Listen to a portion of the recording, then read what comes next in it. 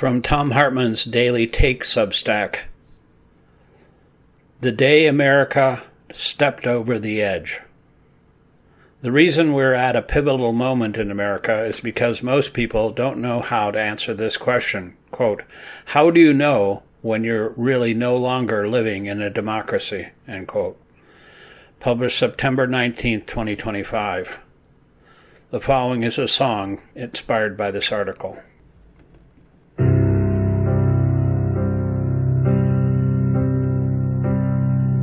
They took the stage, they cut the mic, the voice that spoke in the dead of night, a joke too sharp, a truth too near. Now freedom fades, replaced by fear. This is the last laugh before the silence, the final spark before it dies. When they can cage the sound of laughter, they'll come for every word, every lie. The flag still waves, but the seams are torn. A country slipping, a vow forsworn. It's not the tanks, it's not the chains, it's the echo gone that still remains. This is the last laugh before the silence, the final spark before it dies.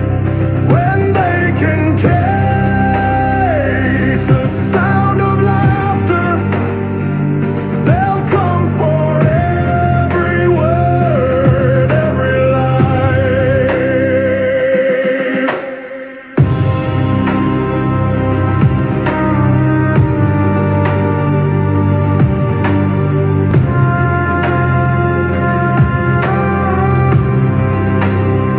So hear the joke they tried to bury.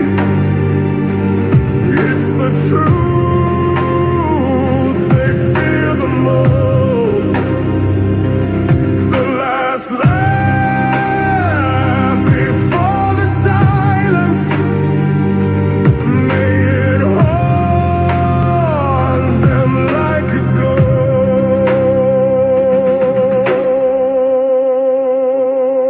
ghost. This is a threshold moment, this stifling of Jimmy Kimmel. It's the last laugh before the silence. The attack on him is something everyone can understand. People didn't know what it meant that Trump was getting billions for his Bitcoin company or a jet airplane in exchange for essentially giving favors to other countries. They didn't understand how inappropriate, illegal, and unconstitutional that is unless they understood the word emoluments, and few do. They didn't get it. His hustling Teslas from the White House in violation of the Hatch Act, that would put a normal person in jail for 2 years, didn't seem a big deal to most Americans because they'd never seen it before. They had no idea how bad it was. Only former presidents and people who'd read the Constitution and the law knew. And that's a very small percentage of people. Meaningless. So, along comes Jimmy Kimmel, who everybody knows. He's even more popular than Stephen Colbert, or at least on that level. Everybody knows who he is, and Trump takes aim at him for things he said. His First Amendment protected free speech, and is explicit and public about it. Then comes his toady FCC chairman, Brendan Carr, the guy who wrote part of the Project 2025, about how the FCC should run, threatening to go after the licenses of stations who are trying to merge with Nexstar for what may well be $1 billion payout for everyone involved. They're referencing a comment Kimmel made about Kirk's killer as an excuse for censoring him, but that doesn't make any sense. It's apparently really because Donald Trump is offended by comedians making fun of him. You can't make fun of the dear leader in Russia, Hungary, Turkey, China, Saudi Arabia, North Korea, or any other country where the men Trump admires rules. And Kimmel was relentless in making fun of Trump. Here's what Carr, a government regulator, said, doing his best imitation of a mafia bone breaker. Quote, "This is a very, very serious issue right now before Disney. And we can do this the easy way or the hard way. These companies can find ways to take action on Kimmel, or there's going to be an additional work for the FCC ahead," end quote. The station owners freaked out because some may get even richer through a merger with TV giant billionaire owner Nexstar, ABC, and threatened to take Kimmel off their stations. The merger would have been profitable for the people at Nexstar, ABC as well.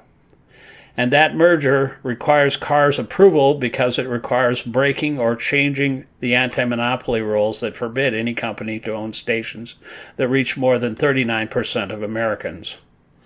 So here's how it looks to the average person. Trump and Carr threatened the Nexstar ABC deal if they didn't shut up Kimmel, and the company ABC said, quote, "okay," end quote, and took him off the air, quote, "indefinitely," end quote. And everybody gets it. It's not anywhere near as complicated as shady cryptocurrency deals or golf courses or Trump towers in foreign lands. This is a classic example of how mob-like corruption works. We've all seen it in movies like The Godfather and shows like The Sopranos. We don't need law or business degrees. We have TVs. The average person totally gets where Trump's leverage is and why he's using it to shut up people who irritate him.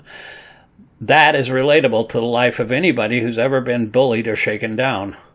"Nice little TV network you got there. We'd hate to see something happen to it," end quote. They get how bad the crime is. And it's all happening to a guy, Jimmy Kimmel, who everybody knows and most people like. Remember when Mark Twain said, quote, "Never pick a fight with people who buy ink by the barrel." This is the same thing.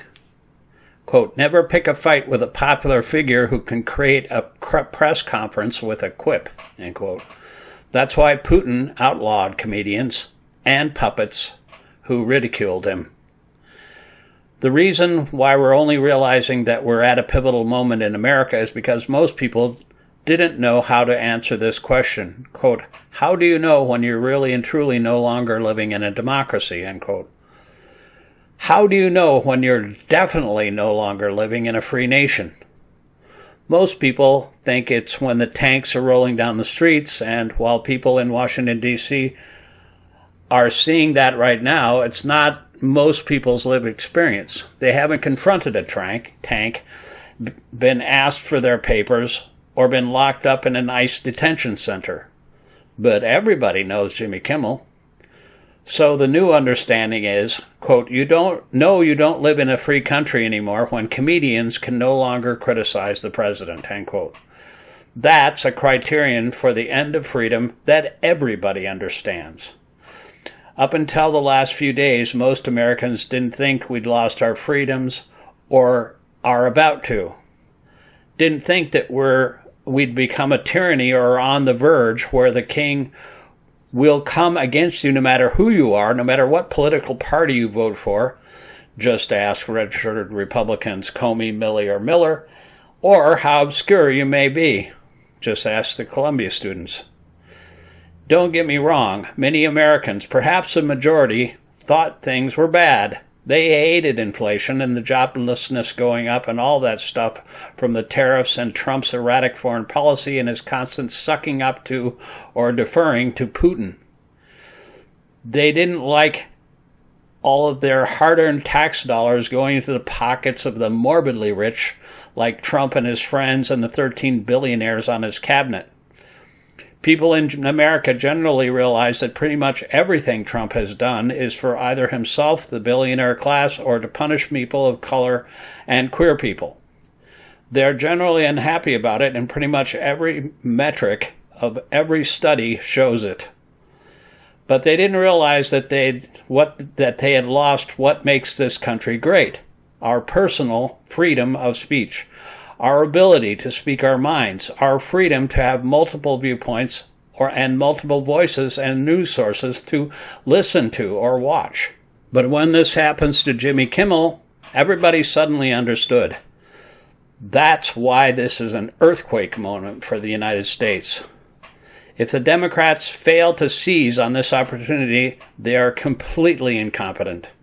This has to be the number one issue going forward. Every American understands what it means to be told to, quote, shut up, end quote. And no Americans like it. We didn't like it as kids, we don't like it as adults.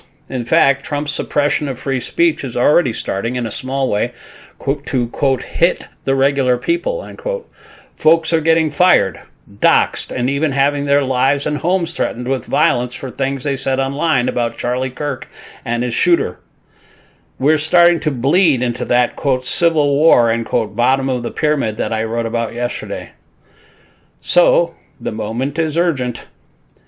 Let your elected representatives know your thoughts about this. That Brendan Carr must go. That the president must stop talking like this. That Pam Bondi must stop talking like this. That they should take the masks off the monsters in the streets so that they are once again human. To stop making America unfree.